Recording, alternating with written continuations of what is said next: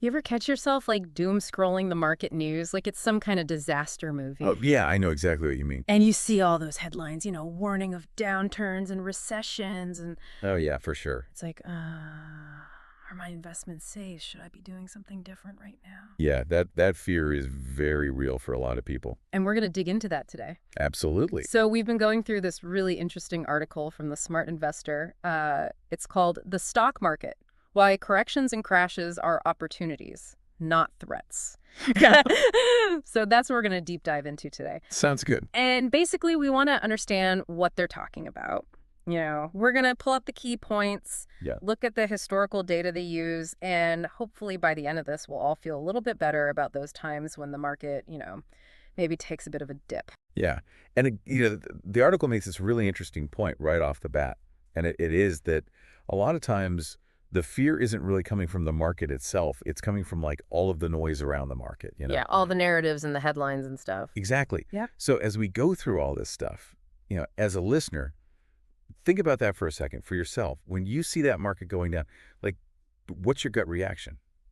Are you ready to sell everything? Are you freaking out? Right. Because recognizing that is really the first step to maybe changing how you think about all of this. Right. And I think this article does a really good job at, when we're in those moments, maybe it's happening right now, we kind of forget that, the market going up and down, this is nothing new. Right. And, they go through some examples, and the market has always tended to recover. Oh, yeah. Yeah. And actually, they point out some really specific examples that are very powerful. If we think back to the great financial crisis, Yeah. 2007 to 2009, and just that insane drop in 2008. I mean, we're talking 37%. Huge. Yeah. That really scared a lot of people. It did. Yeah. I remember, just the news was constantly negative. Absolutely. And, Yeah. it created a lot of problems for people. Yeah. But the article makes a good point that in 2007, the year before, the market actually went up 5%. Okay. And then the next year in 2009, it bounced back really strong with a 26% gain. Wow. So it's like, yeah, that one year was really scary. Right. But when you look at the bigger picture, Yeah.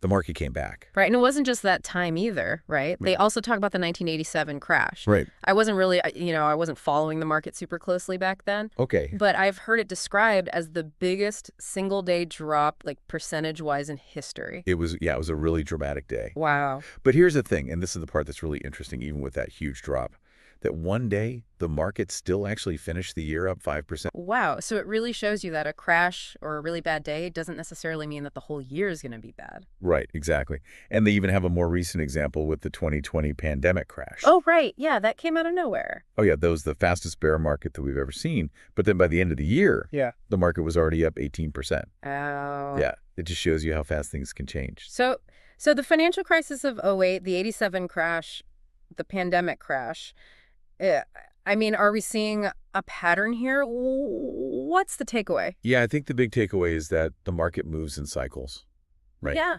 Like going down is just part of how it works. It's not some weird exception. And history shows us pretty clearly that after a downturn, usually you get a period of growth. Mm.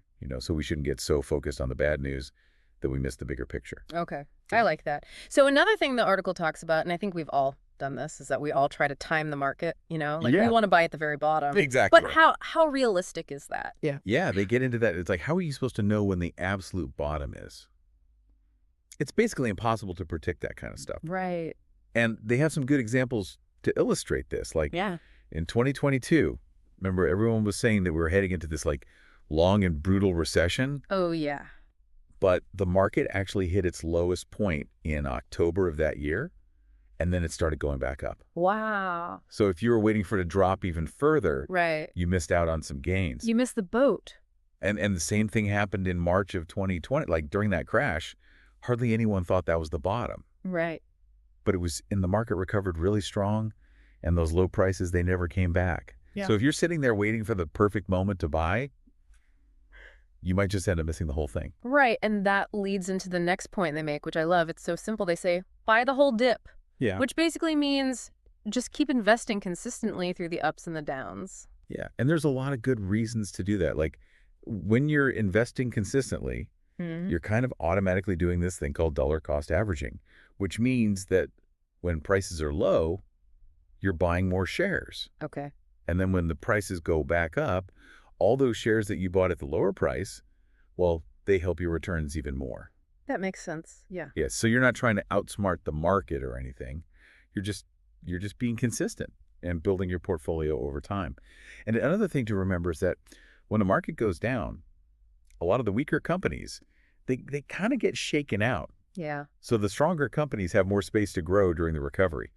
Right. So the article then brings up a period that I think still kind of makes people nervous, and that's the tech bubble, back in the late 90s, early 2000s. Yeah. Because it's like, that's a big example of how things can go really wrong. Yeah, and the article points out that a lot of those tech companies back then, they had these crazy high valuations. Yeah, they were way overvalued. Yeah. Yeah, and they weren't even really making any money. Like a lot of them didn't even have a plan to become profitable. It was just a lot of hype.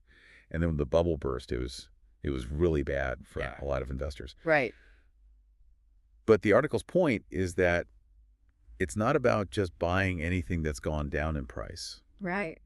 It's about investing in good companies, companies that actually have strong businesses in the future. Yeah. And they use Amazon as an example. Yeah. I mean, think about it. Amazon is everywhere now. It really is. Yeah. But during that tech crash, their stock went down like 90%. That's insane. Yes, a huge drop. But the people who held on to their shares or even bought more when the price was low. Right. Well, they did really well in the long run because Amazon obviously didn't disappear. Yeah. They became this massive company.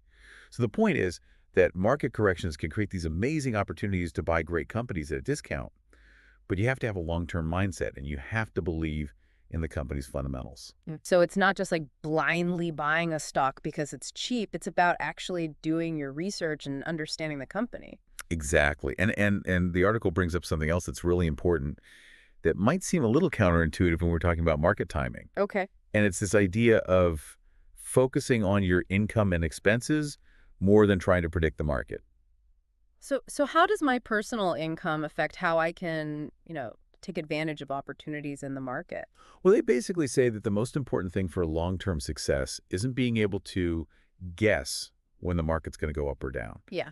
It's having more money coming in than going out. Right. Because if you have that steady income and you're spending less than you earn, you'll always have money to invest. Yeah. And that means you can buy when prices are low, even if everyone else is panicking. Right. So it's really about setting yourself up to be in a strong financial position so that when those opportunities come along, you can jump on them. Exactly. And it goes back to that buy the whole dip idea. Like if you're consistently putting money into the market, Right. you're going to do a lot better in the long run Mm. than if you're trying to be some kind of, market wizard. Okay, so then the article shifts gears a bit and they start talking about the market at the time that they were writing it.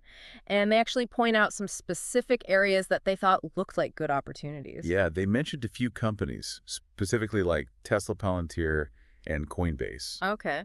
And those stocks had all dropped quite a bit. Yeah.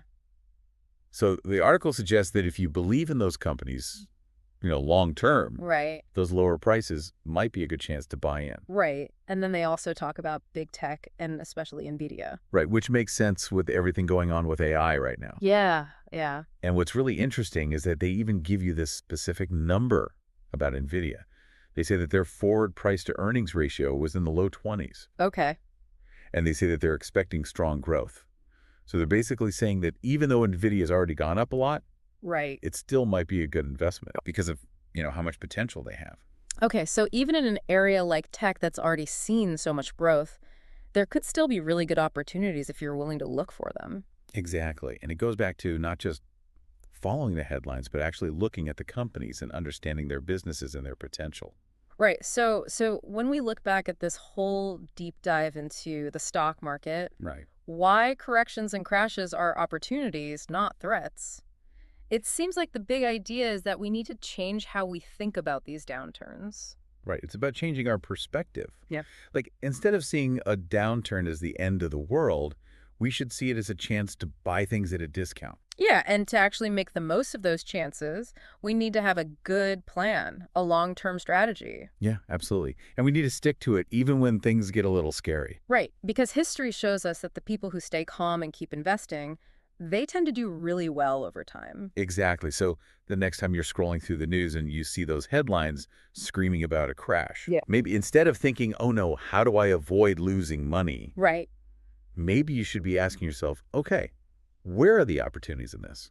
I like that. That's a really good point. And maybe, as listeners, you could even start thinking now about what companies you really believe in so that the next time there's a downturn, you're ready to see it not as a threat, but as a chance to invest in your future. Exactly. And maybe even as a chance to learn more about long-term investing strategies, or to look at how certain companies have performed in the past after big market crashes. There's a lot to explore. Yeah, that's great advice. Thank Thanks for joining us today. My pleasure. And we'll see you next time. See you then.